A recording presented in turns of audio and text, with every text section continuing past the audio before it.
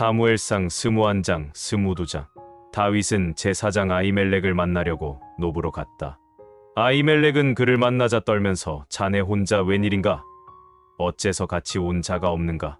하고 물었다. 그러자 다윗은 제사장 아히멜렉에게 왕이 임무를 맡겨 나를 여기까지 보냈습니다. 하고 거짓말을 하면서 다시 말을 이었다. 왕은 내가 여기 온 이유를 아무에게도 알리지 말라고 했습니다. 그래서 내 부하들에게는 나중에 만날 곳만 이야기해주고 서로 헤어졌습니다. 지금 먹을 것이 무엇이 있습니까? 빵 5덩이나 그 밖에 먹을 것이 있으면 아무 것이라도 좀 주십시오. 보통 빵은 없지만 거룩한 빵은 있네. 만일 자네 부하들이 최근에 여자를 가까이 하지 않았다면 자네들이 그것을 먹을 수 있네. 물론 그들은 여자를 가까이 하지 않았습니다. 우리가 보통 임무를 띠고 나올 때도 나는 내 부하들이 난잡하게 굴도록 내버려둔 적이 없는데 하물며 이처럼 특수 임무를 띠고 나온 우리가 어떻게 여자 문제를 생각할 수 있겠습니까? 그래서 제사장은 먹을 만한 다른 빵이 없으므로 그 거룩한 빵을 다윗에게 주었다. 그것은 성전의 여호와 앞에 차려놓았던 빵인데 그날 새 것으로 갈고 물려놓은 것이었다. 공교롭게도 그때 사울의 목자장인 에돔 사람 도액이 종교적인 의식 때문에 그곳에 와 있었다. 다윗은 아히멜렉에게 그가 쓸 수 있는 창이나 칼이 있는지 물어보고 왕의 일이 너무 급해서 서두르다 보니 내가 미처 병기를 가지고 나오지 못했습니다. 하고 설명하였다. 이때 제사장이 자네가 엘라 골짜기에서 죽인 블레셋 사람 골리앗의 칼이 보자기에 쌓인 채 옷장 안에 있네. 자네가 가지고 싶거든 가지게. 여기에는 칼이라곤 그것밖에 없네 하자 다윗은 그보다 더 좋은 칼이 어디 있겠습니까? 그것을 나에게 주십시오 하였다. 다윗은 사울을 두려워하여 급히 그곳을 떠나 가드 왕 아기스에게로 갔다. 그러나 아기스의 신하들은 다윗이 그곳에 온 것을 기쁘게 여기지 않고 이렇게 말하였다. 이 자가 그 땅의 왕이 아닙니까? 이 사람은 그곳 백성들이 사울이 죽인 자는 수천 명이요 다윗이 죽인 자는 수만 명이라네 하고 노래하며 춤추고 영예를 돌리던 바로 그 자입니다.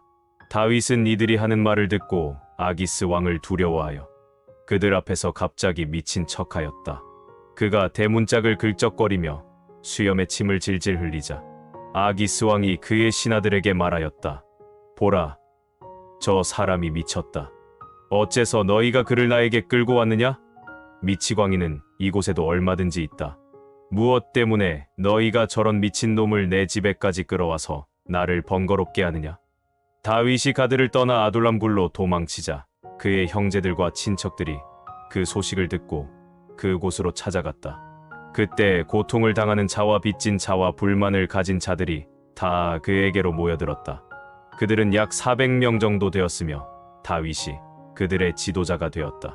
그 후에 다윗은 모압의 미스바로 가서 모압 왕에게 하나님이 자기를 위해 무엇을 하실 것인가를 알 때까지 자기 부모가 왕궁의 보호를 받도록 해달라고 간청하였다.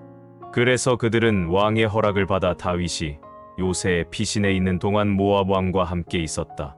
어느 날 예언자 갓이 다윗에게 요새를 떠나 유다 땅으로 돌아가라고 하였다. 그래서 다윗은 그곳을 떠나 헤렛의 숲으로 갔다. 그때 사울은 기브아에 있었는데 그는 손에 창을 들고 언덕에 있는 상수리 나무 아래 앉았고 그의 신하들은 그의 곁에 둘러 서 있었다. 그가 다윗과 그의 부하들이 나타났다는 말을 듣고 자기 신하들에게 말하였다. 너희 베냐민 사람들아, 들어라. 다윗이 너희 모든 사람에게 밭과 포도원을 주며 너희를 그의 군대에서 지휘관으로 삼을 것 같으냐? 어째서 너희가 공모하여 다 나를 대적하느냐? 내 아들이 다윗 편에 가담했는데도 그 사실을 나에게 말해주는 자가 아무도 없었다. 너희 가운데는 나를 염려하는 자도 없고 내 아들이 다윗을 선동하여 그가 나를 죽일 기회만 노리고 있는데도 나에게 고발하는 자가 하나도 없구나. 그때 사울의 신하들과 함께 서 있던 에돔 사람 도액이 말하였다. 내가 노베에 있을 때 다윗이 제사장 아히멜렉과 이야기하는 것을 보았습니다. 아히멜렉은 다윗이 해야 할 일이 무엇인지 여호와께 묻고 그에게 음식도 주고 또 블레셋 사람 골리앗의 칼도 주었습니다. 그래서 사울왕은 즉시 사람을 보내 아히멜렉과 그의 모든 가족과 그리고 노베에 있는 다른 제사장들도 다 불러오게 하였다. 그들이 모두 도착했을 때 사울이 아히멜렉을 보고 너 아히두베 아들아, 들어라 하고 소리치자 무슨 일이십니까? 하고 아히멜렉이 떨리는 목소리로 대답하였다. 이때 사울이 그에게 물었다. 어째서 내가 다윗과 공모하여 나를 대적하느냐? 내가 무엇 때문에 그에게 음식과 칼을 주고 그를 위해 하나님께 물어보았느냐? 도대체 내가 그를 선동하여 그가 나를 반역하고 이곳까지 와서 나를 칠 기회만 노리도록 한 이유가 무엇이냐? 그러자 아히멜렉이 대답하였다. 왕의 모든 신하들 가운데 왕의 사위 다윗만큼 충실한 자가 있습니까? 그는 왕의 경호대장일 뿐만 아니라 궁중 모든 사람들에게도 높이 존경을 받는 자입니다. 내가 그를 위해서 하나님께 물은 것은 이번이 처음이 아닙니다. 왕이 이 문제로 나와 내 가족을 문책하는 것은 정당한 처사가 아닙니다. 우리는 이번 일에 대해서 아무것도 아는 것이 없습니다. 이때 사울은 아히멜렉아, 너와 내 친척은 죽어 마땅하다 하고 자기 경호병들에게 명령하였다. 저 여호와의 제사장들을 죽여라. 저들이 다윗과 합세하여 공모하였고 또 다윗이 도망한 줄 알면서도 나에게 말해주지 않았다. 그러나 그 경호병들은 여호와의 제사장들을 죽이려고 하지 않았다. 그러자 왕은 도액에게 내가 저들을 죽여라 하고 명령하였다. 그래서 그날 에돔 사람 도액은 에봇을 입은 85명의 제사장들을 모조리 칼로 쳐서 죽였다.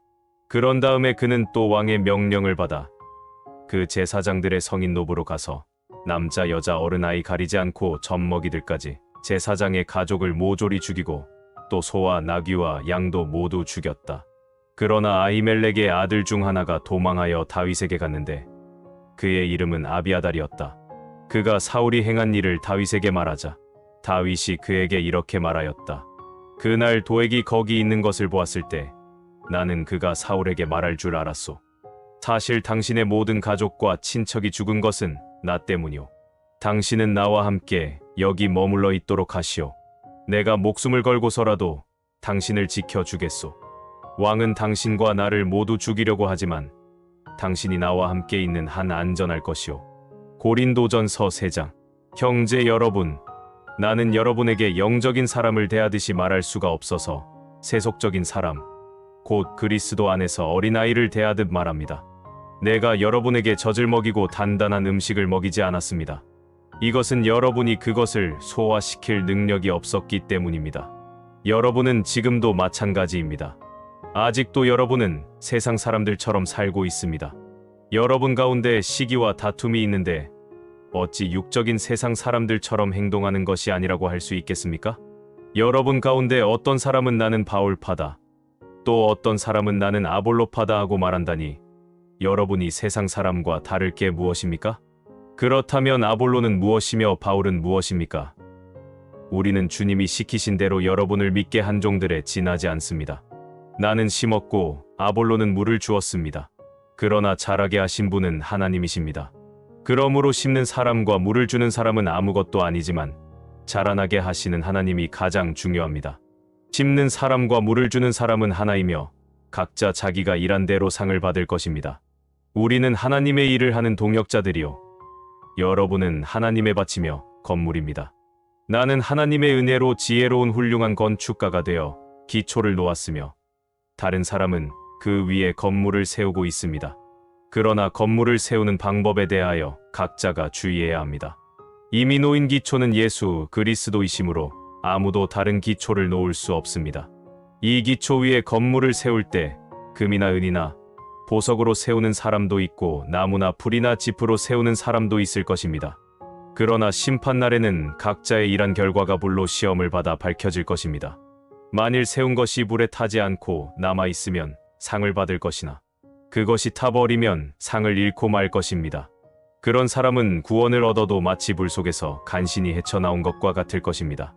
여러분은 하나님의 성전인 것과 성령님이 여러분 안에 계신다는 것을 모르십니까? 누구든지 하나님의 성전을 더럽히면 하나님이 그 사람을 멸망시키실 것입니다. 이것은 하나님의 성전이 거룩하며 여러분 자신도 바로 그런 성전이기 때문입니다. 여러분은 아무도 자기를 속여서는 안 됩니다.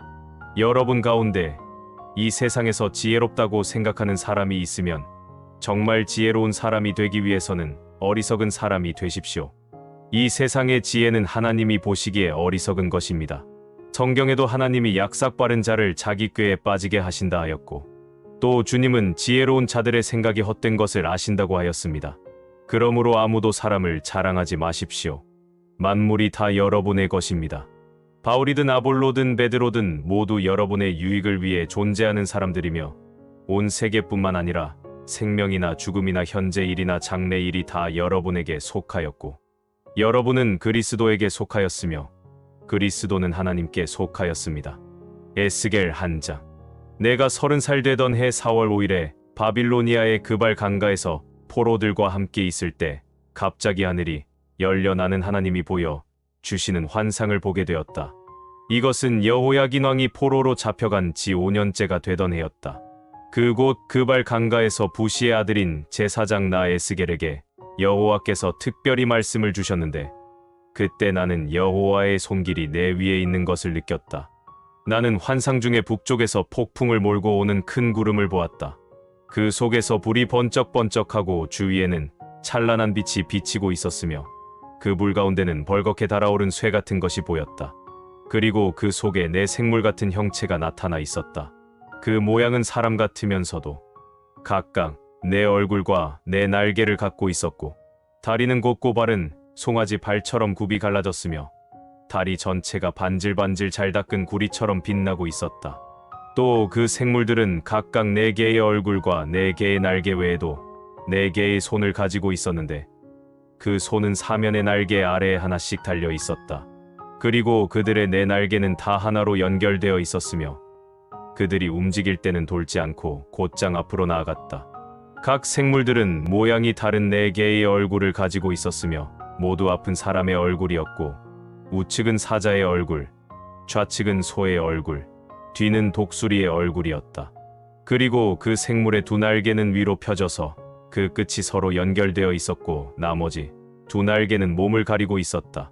각 생물들은 사방으로 향하고 있어서 전체가 움직일 때는 돌지 않고 가고 싶은 대로 곧장 갔다.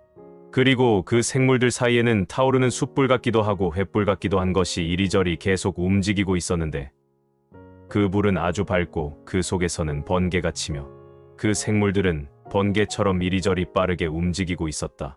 내가 그 생물들을 보니 생물들 곁에 4개의 바퀴가 지면에 닿아 있었는데, 그것은 각 생물 곁에 하나씩 있었다. 그 바퀴들은 보석처럼 빛나고 있었고, 그 모양과 구조는 다 똑같았으며 바퀴 안에 바퀴가 들어있는 것 같았다.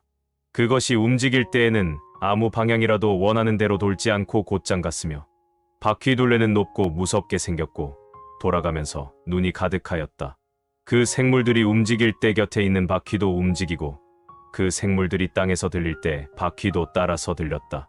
그 생물들은 어디든지 자기들이 원하는 곳으로 갔으며, 그 생물들이 움직일 때에는 바퀴도 따라서 들렸다.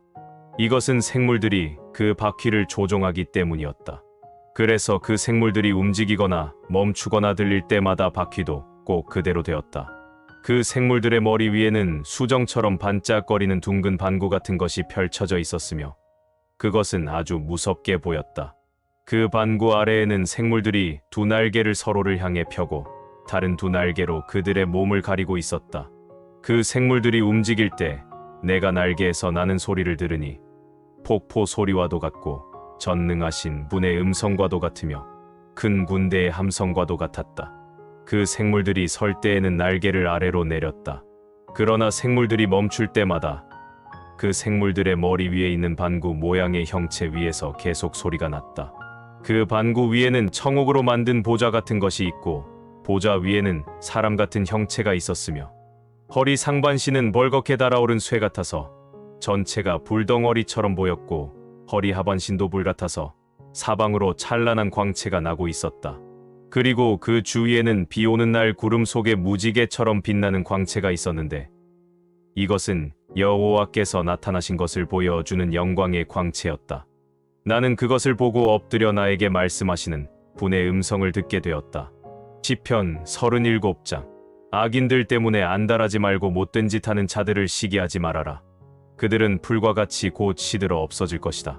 여호와를 신뢰하고 선을 행하라. 그러면 너희가 땅에서 하나님의 신실하심으로 번영을 누리며 안전하게 살 것이다. 여호와 안에서 너희 기쁨을 찾아라. 그가 내 마음의 소원을 이루어 주실 것이다. 내 길을 여호와께 맡겨라. 그를 신뢰하면 그가 이루실 것이다. 저가 내 의를 정오의 태양같이 빛나게 하시리라. 여호와께서 행하실 때까지 참고 기다려라. 악인들이 성공하는 것을 보고 안달하거나 부러워하지 말아라. 화를 내지 말고 분노를 그쳐라. 안달하며 걱정하지 말아라. 이것은 악으로 치우칠 뿐이다. 악인들은 멸망할 것이나 여호와를 신뢰하는 자는 땅을 소유할 것이다. 악인들은 곧 사라질 것이니 내가 찾아도 만나지 못하리라. 온순한 자는 땅을 소유하며 큰 평안을 누릴 것이다. 악한 자가 선한 사람을 해할 음모를 꾸미고 그들을 향해 이를 가는구나. 여호와께서 악한 자들을 보고 웃으심은 그들이 곧 망할 것을 아시기 때문이다. 악인들이 칼을 뽑고 활을 당겨 가난한 자를 쓰러뜨리고 정직하게 사는 자를 죽이려 하지만 그 칼이 자기들의 심장을 찌르고 그 활은 부러질 것이다.